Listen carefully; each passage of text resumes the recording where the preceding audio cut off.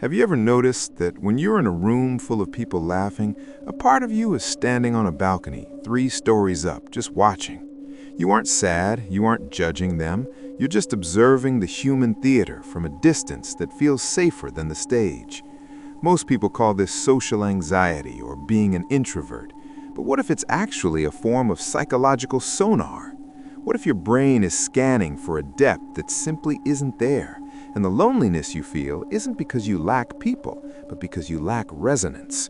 Tonight, we're going to talk about why that balcony view is your greatest strength, and why the people on the stage will never understand why you won't come down and join the play. I know that feeling of being a ghost in your own life. I know what it's like to look at the world and feel like you're watching a movie in a language you don't speak, even though the words are familiar. You've probably spent a lot of time wondering if there's a part of you that's missing, a gear that didn't quite catch, or a wire that got crossed during assembly. You see people connecting so easily, laughing at jokes that don't seem funny, crying over things that seem small, and moving in these tight-knit packs that look so warm from the outside. And then there's you. You're standing in the cold, not because you weren't invited, but because the air inside the room feels too thin to breathe. I want to tell you right now, with everything I am, that you are not broken. You have been misled into believing that your independence is a defect, when in reality, it is your most profound gift. This video isn't just another talk about being a loner or an introvert. We're going deep into the dark, quiet corners of the lone wolf's mind to understand why the world reacts to you the way it does.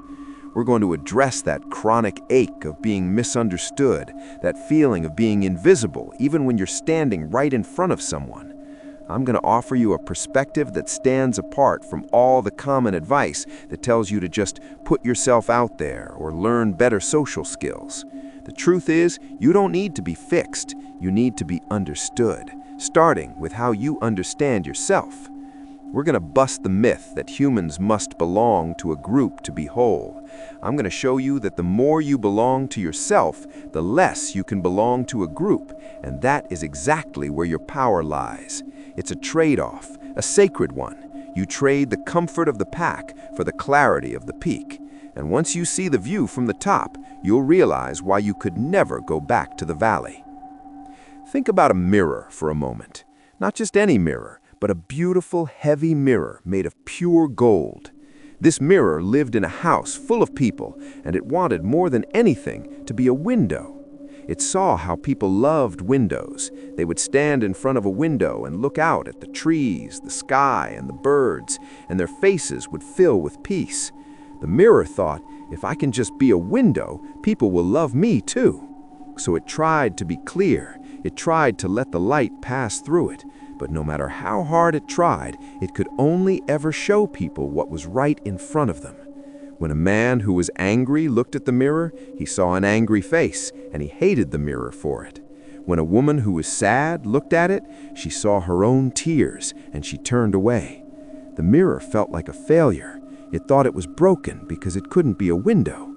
It didn't realize that its purpose wasn't to show people the world outside, but to show them the truth inside.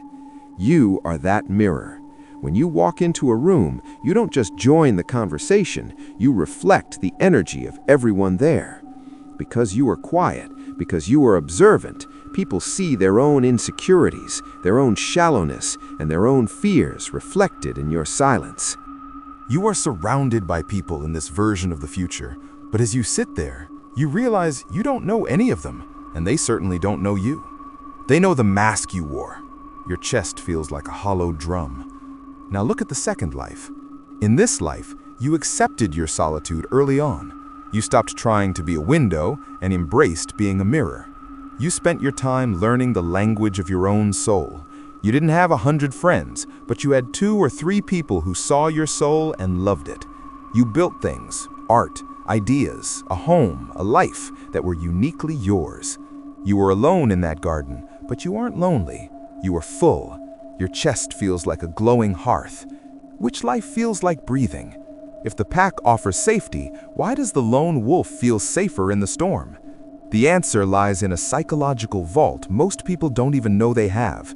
It's called the depth threshold. Imagine that most social interactions happen at a depth of about 2 inches. It's the "how are you?" the "nice weather," the "did you see the game?" level of life. It's shallow, it's easy, and it keeps everyone safe. But you, my friend, you operate at a depth of 20 feet. You aren't bad at small talk, you are overqualified for it. Trying to engage in 2-inch conversations when you're a 20-foot being is like trying to sail a massive ship in a backyard swimming pool. You're gonna hit the bottom. You're going to feel stuck. The people on the surface aren't trying to be mean when they don't dive down to meet you. They simply don't have the oxygen for it. They would drown at the depths where you breathe most comfortably. This is the first core truth. Your isolation isn't a sign of social failure. It's a sign of cognitive and emotional depth. You are looking for resonance, not just company. Resonance is when 2 strings are tuned to the same frequency, and when one is plucked, the other begins to vibrate. Most people are tuned to the frequency of the crowd. You are tuned to the frequency of the stars, or the earth, or the deep, quiet parts of the human experience. When you don't find that resonance in a room, you feel a physical urge to leave. That's not being antisocial, that's being honest. The second truth is about the projection of the pack. Have you ever noticed how people try to label you? They call you arrogant, or stuck up, or weird, or too intense. This is a defense mechanism. See, the pack finds comfort in numbers. They feel safe because everyone is doing the same thing. When they see a lone wolf, someone who is perfectly fine standing by themselves, someone who doesn't need the group's permission to exist, it terrifies them. It suggests that the walls of the pack are optional. If you can be happy alone, then their whole system of belonging starts to look like a cage.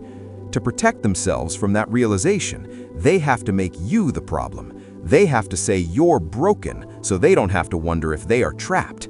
You are the uncontrolled variable in their social experiment. You are a living reminder that the gate to the pack is actually unlocked and they're staying inside by choice. This leads us to the third truth, which is the gift of the observer. Because you aren't fighting for status within the group, because you aren't constantly checking to see if people like you, you see things they can't.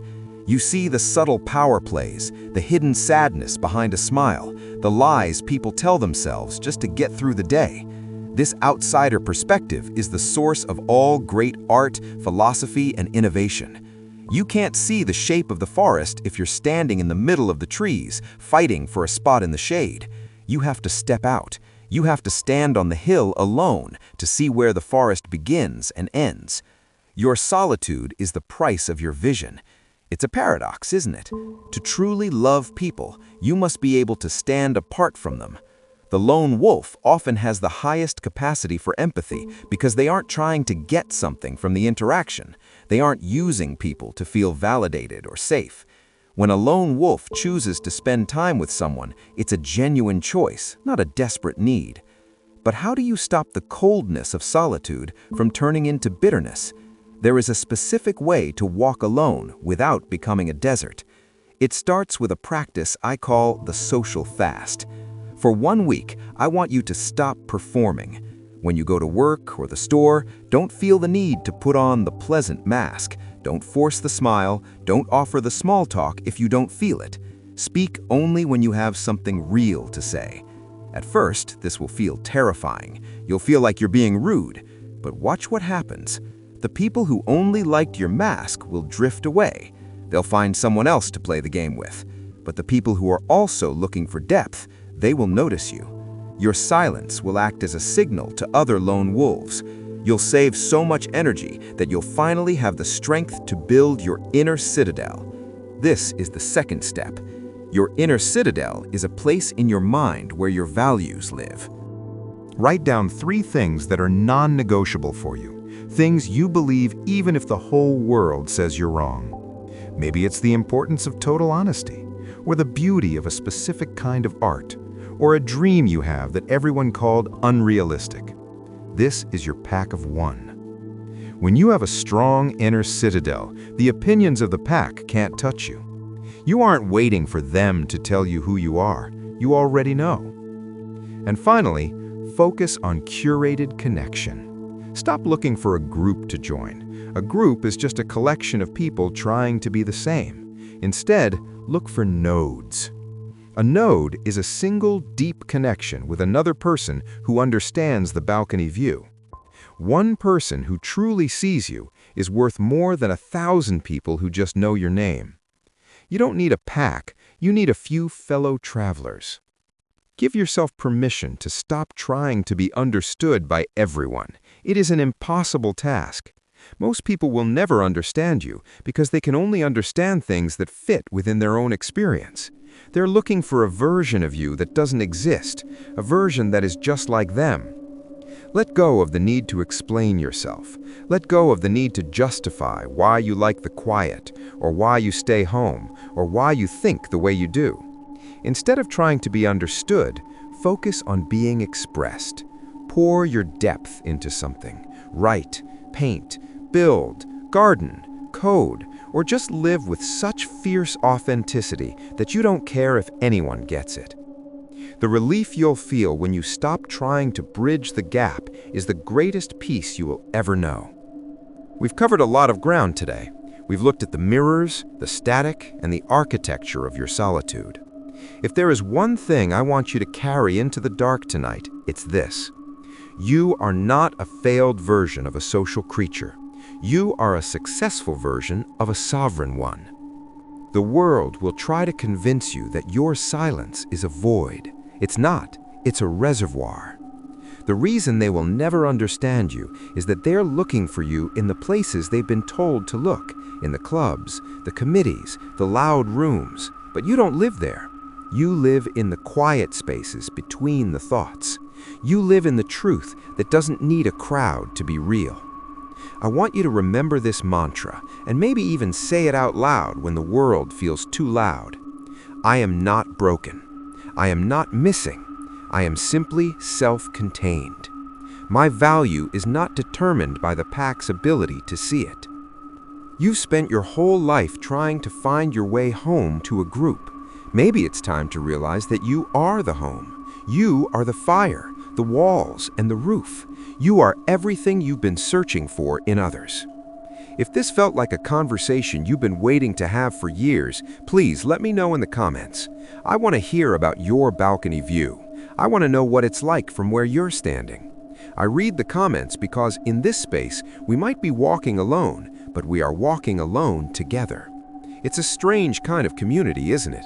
A community of people who don't need communities, but it's the only kind that's ever felt real to me. Like this video if it gave you a bit of air to breathe today. It helps other people who are standing on their own balconies find this place. And subscribe if you want to keep exploring these depths with me. There is so much more to say about the power of the outsider, and I'd love for you to be here when we say it.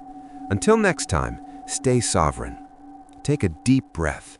The world is loud, but your silence is louder. You're doing just fine. Actually, you're doing better than fine. You're being yourself. And in a world like this, that is the bravest thing anyone can do. Sleep well, or walk well, wherever you are. I'll see you in the next one.